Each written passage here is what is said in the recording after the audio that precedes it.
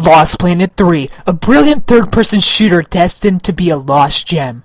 Lost Planet 3 is gorgeous. It's one of those very few games that you can just tell a development team put their heart into. The story is very well done. You feel for characters. You cringe seeing the smile on your wife's face as you continue through the story, not knowing how things will turn out for you, having a gut feeling, but still battling your way there. Lost Planet 3 takes more of an open world approach compared to Lost Planet 1 and 2. It's much like a third-person version of Borderlands without the looting. And this world feels alive but sadly not real. Like in Borderlands, you'll find a different variety of Acrid enemies based on the section of the map you're in. All equally aggressive and deadly, but the sections of the world are far too linear, making the world feel more like a tour rather than a mysterious icy world. It's really a shame as the base is the complete opposite. It's open and alive. Characters that inhabit the base are actual characters with personalities. Some crazy, some not so crazy. But even with such a linear world and hand-holding experience, Lost Planet 3 had massive potential to be one of the most immersive third-person shooter games in a while. I may be one of the few that prefers organic experience over graphics. That being said, I would have much preferred graphics were cut down to cut out the massive amount of load screens. The load screens ultimately hurt the overall experience for me because not only are they long, they're frequent. Much like RPGs, there's a mission system. You get missions and side missions that take you to different parts of the world. Also, much like RPGs, this means you are frequently running back and forth between map sections over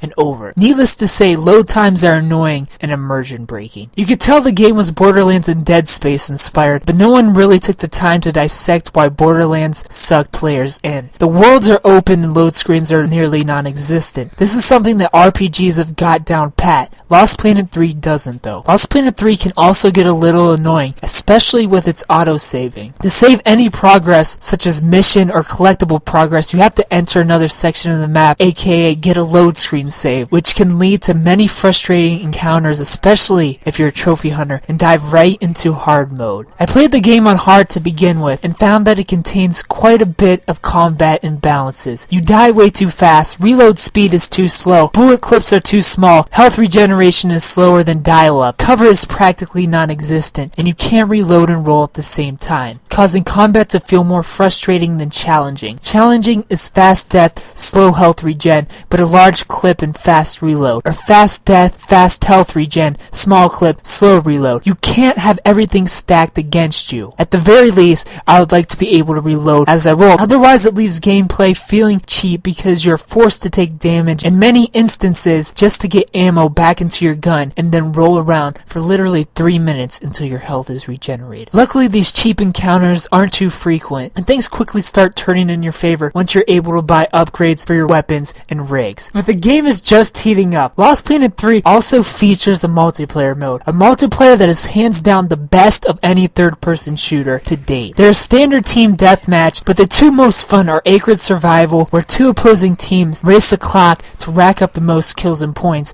and my favorite 5 versus 5 scenario. Match objectives change based on the map and team you're on. Sometimes your primary objective is to destruct, sometimes it's prevent destruction. Sometimes you are fighting the clock and opposing team, other times the clock is your greatest ally. If you looked over Lost Planet 3 in the past, it's time to give it just one more ponder. For what it is, a third-person shooter survival horror game, 8.5 out of 10, and as an overall 8.5 out of 10. Get this game, I recommend it for everybody. Thumbs up if you liked the video, subscribe if you're new to the channel, and tune in Monday for First Impressions, where you find out what game we're playing next. Thanks for watching.